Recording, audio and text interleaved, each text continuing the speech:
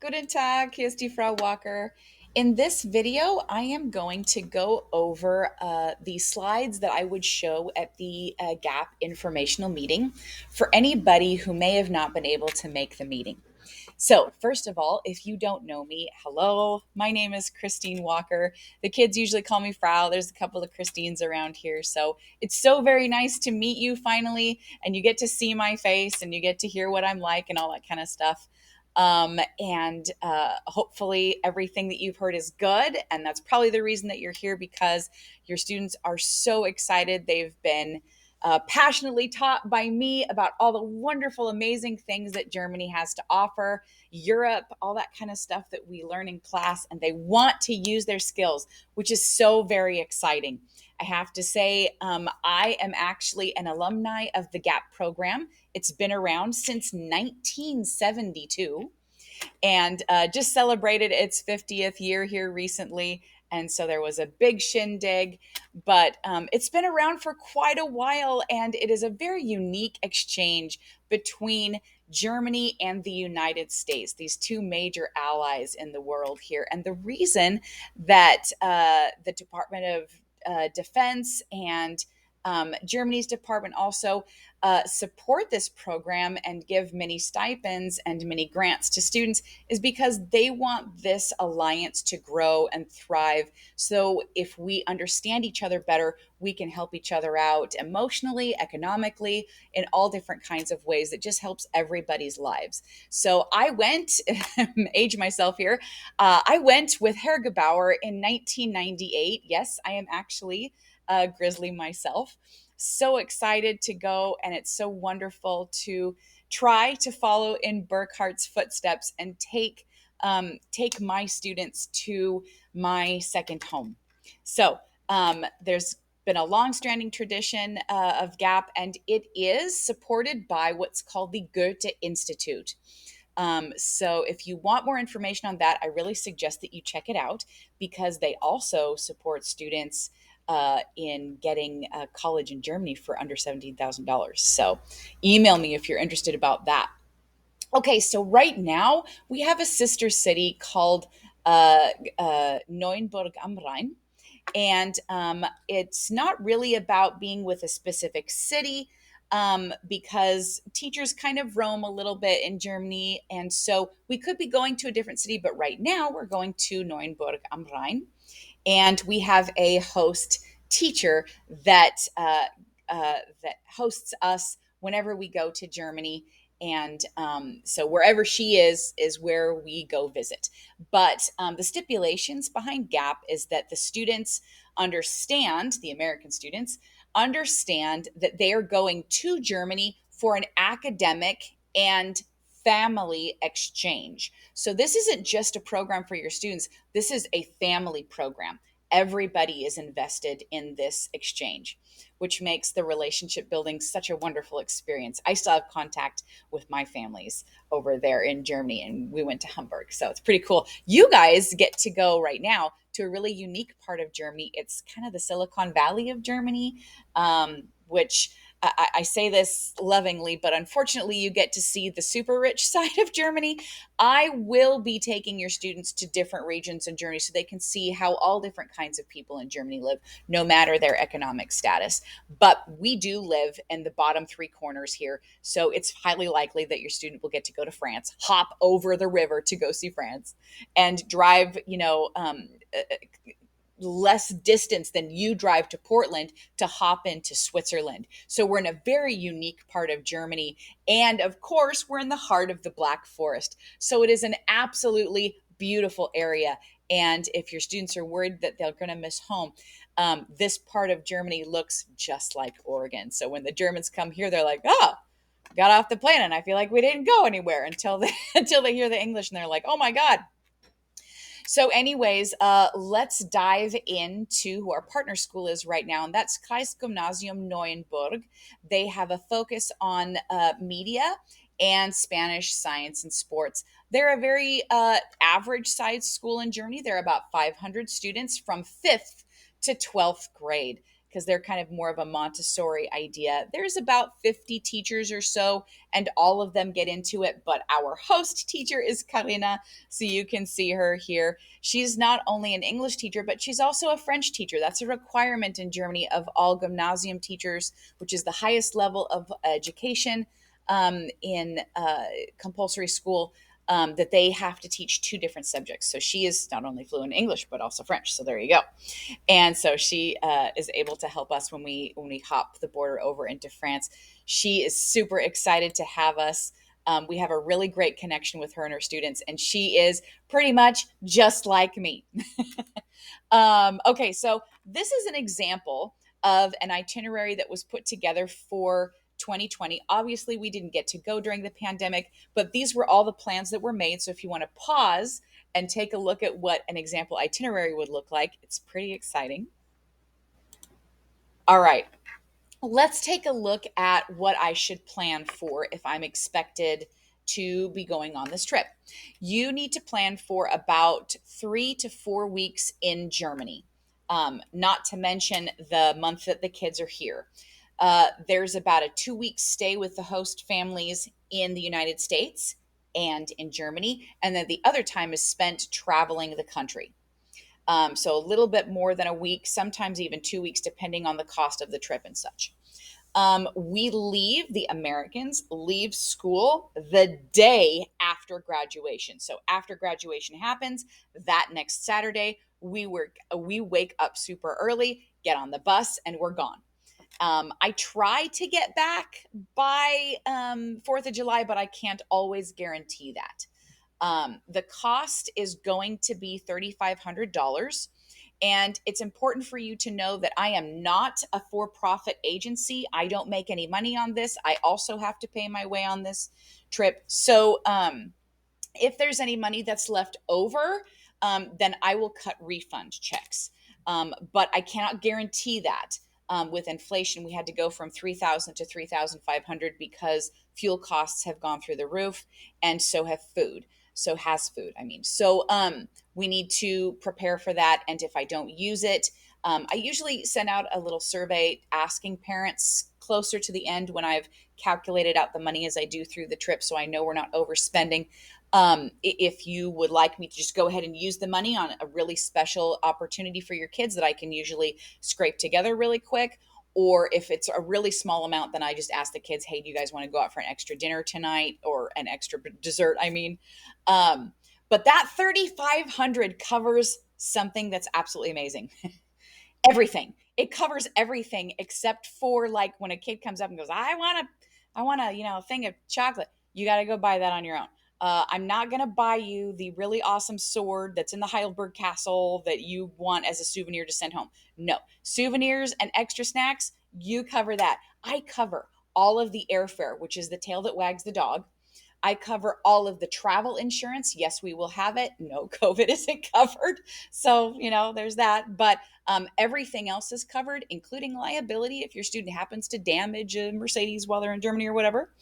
Um, all of the museums, all of the youth hostels, all of the experiences that they get to have with us that are mandatory, we are covering all of that. So, what's amazing about that is that you don't have to worry if you just want to send them over with 3,500 and then you move on with some snack money and some souvenir money.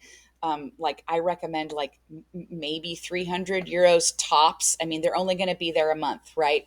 But yeah, and then the other thing that you need to expect that most programs don't have to deal with is you are going to have a student in your house. My biggest complaint about this is that it's much too short. It is literally just 2 weeks. In fact, one year it was only a week and a half, which was really sad. All of my American parents were like, why are they leaving already? Because you get to love this kid. You need to expect to house that student properly, which means they need to have their own bed. No, they cannot sleep on the couch.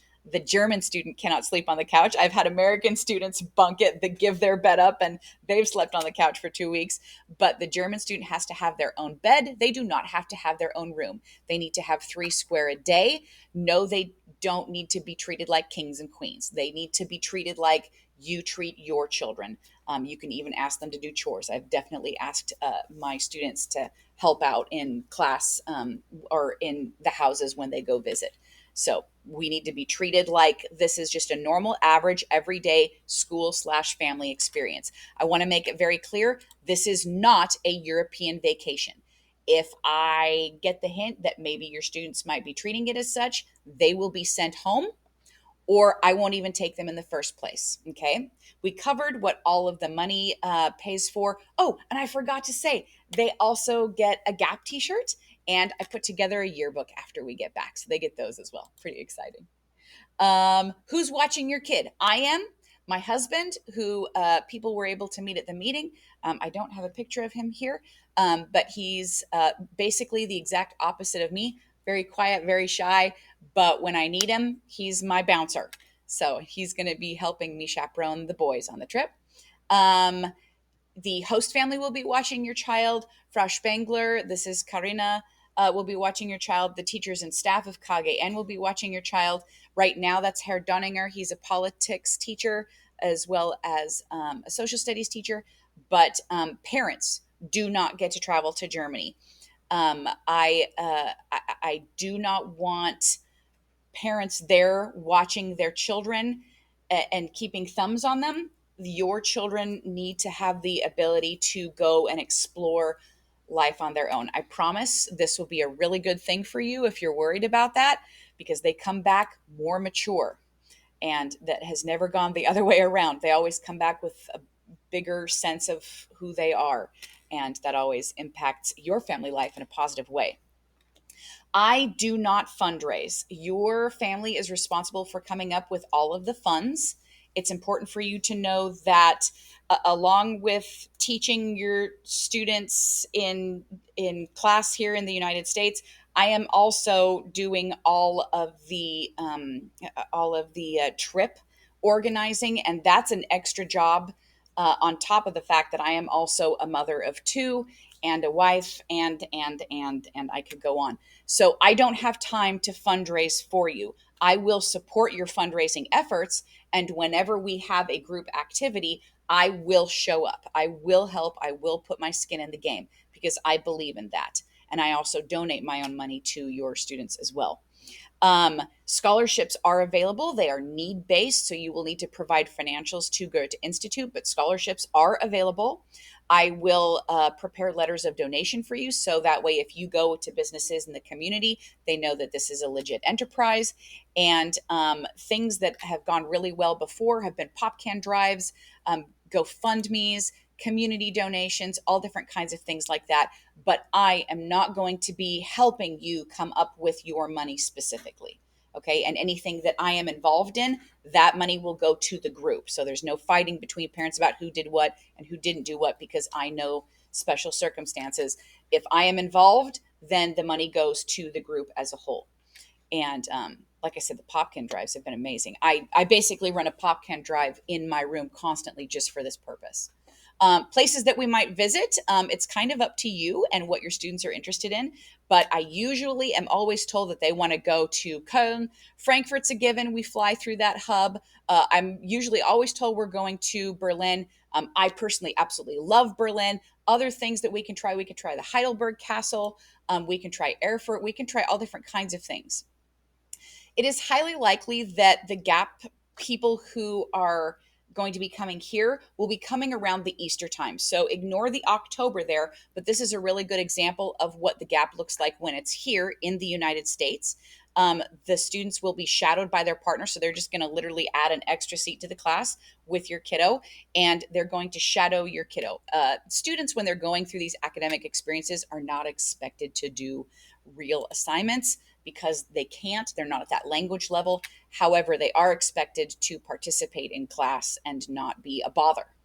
How can you prepare? Please go get a passport. That takes time, and the quicker you get it, the quicker I can breathe a sigh of relief. I don't want to have to be waiting for passports, and we're getting on a plane in 2 weeks. Start saving your money now. I have seen students go from I don't know if I can go because my family is doesn't have the resources to do this right now, but I really want to. And later on, that student comes back after the summer and they're like, look at what I did. I worked all summer and I completely made the GAP trip in the summer because they worked hard and they put their mind to it. I highly suggest that anyway, coming from a parental standpoint. When a student earns their own GAP trip, they tend to take it so much more seriously when they're there. I suggest that you help them in the endeavor, but when a student pays for their own way, they usually come back with better language skills. And when they come back, they usually pass that college credit test as well because they're so invested in the program. Parents who I have seen just pay for their kids to go and have the means, that's wonderful. And I think that's great. But I have seen more behavior issues come from that because the kid doesn't realize what it takes to really raise $3,500. Those are my own personal opinions.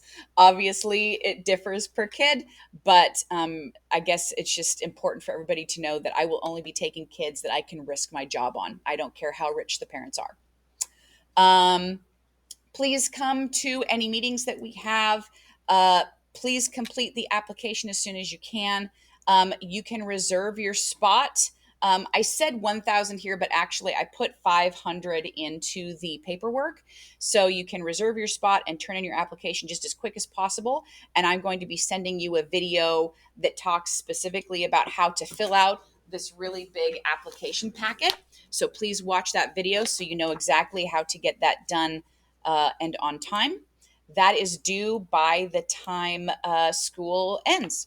Obviously, the quicker you get it in, then the quicker you get into the pecking order. Because once I see that a student is good to go, I will send them a letter of acceptance, or if I have major concerns, then they will not be going and they will get a letter of rejection, kind of like a college thing. Um, After they complete GAP successfully, they become a part of the GAP network and they get awesome certificates. They're able to put language on their resume. I can say that it was very impressive to my prospective bosses when they saw those things on my resume that I had done an exchange during high school. That shows commitment and it shows a higher level of thinking. And it looks great on college applications as well. So, if you have any other questions, please feel free to contact me at any time. My email is cwalker@msd.k12.or.us. And my phone number is 503 565 4328. Thank you so much for your time. Bye now.